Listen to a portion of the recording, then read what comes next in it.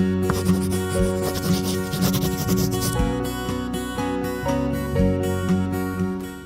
my name is Sheena Tisland, and I teach right here language arts at Red Wing High School, mostly ninth graders who are a lot of fun, those ninth graders. But no, they have a lot of energy, and I actually moved up here. My husband is from Southwest St. Paul, I always say South St. Paul, and had moved down to Georgia where I'm from. And I just finished my master's degree in teaching and had been working for a year, and we moved up here after we met, kept in there, we moved up here, and I started teaching here 2 weeks into the school year. It already started. Someone left, Jalen Raymond, which people probably know, and I kind of stepped in and just had a bunch of ninth graders, and I'd only ever worked with seniors. So it was quite a learning curve at first because they're very different. But after that first year, just kind of found my stride, and I fell in love with these 14 and 15-year-olds who are figuring life out. Super fun. I mean, I got a phone call in the middle of class one day a few weeks ago, and it was one of the guys telling me that I was one of the 12 finalists. And I was shocked. I mean, my whole classroom was looking at me, and I'm like, they're only hearing my end of the conversation. And I definitely didn't expect it, I don't think. I don't feel like I'm anything special. I just really love my students, and I really try to meet them where they are. And I think that their parents know that. I think that they know that. And so anyway, I just wasn't, it was a surprise to me, I think. But it's really cool, very much an honor. I recognize that. But it is a little surprising, I think. So I grew up just north of Atlanta, in a county that had,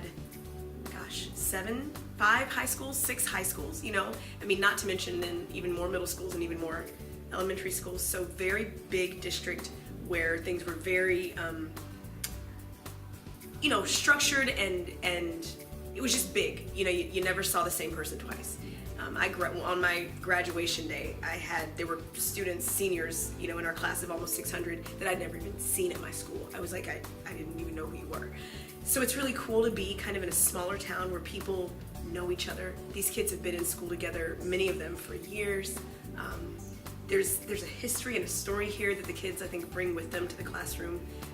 But it's also fun to get to sort of open up their minds, because sometimes their view is very narrow.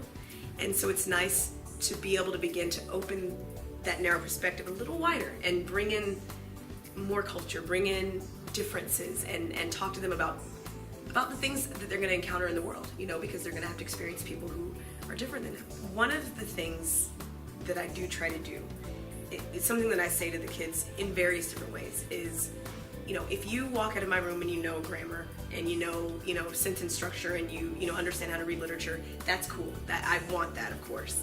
But even more than that, I want you kids to be people who function well, who are kind to each other, who ask questions, who seek the truth and don't just accept what they're told.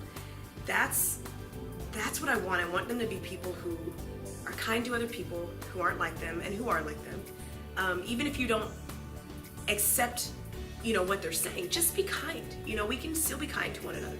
And I also want people who are willing to ask hard questions and find out the truth so that we can actually change and make things better. So I feel like that comes through literature, that comes through reading stories and experiencing other people's lives through these awesome stories that we get to read. I feel like those stories can transform people. And not that I think it is a good thing to question what our parents tell us, but I'm not saying that that's, question your parents. But I do mean that they're at a stage where they are beginning to do that anyway. And so I love that I get to help them hopefully question toward truth, question toward beautiful things, and lean in that direction. And so I think that is one of the things that I do in my room, is get them to think about kindness and beauty and difference and the value of people who aren't like you. There's so much beauty in that difference, So yeah, I think that's one of the things I hope that people recognize about me, is that I'm hopefully helping these young people be kinder adult people, so that our world is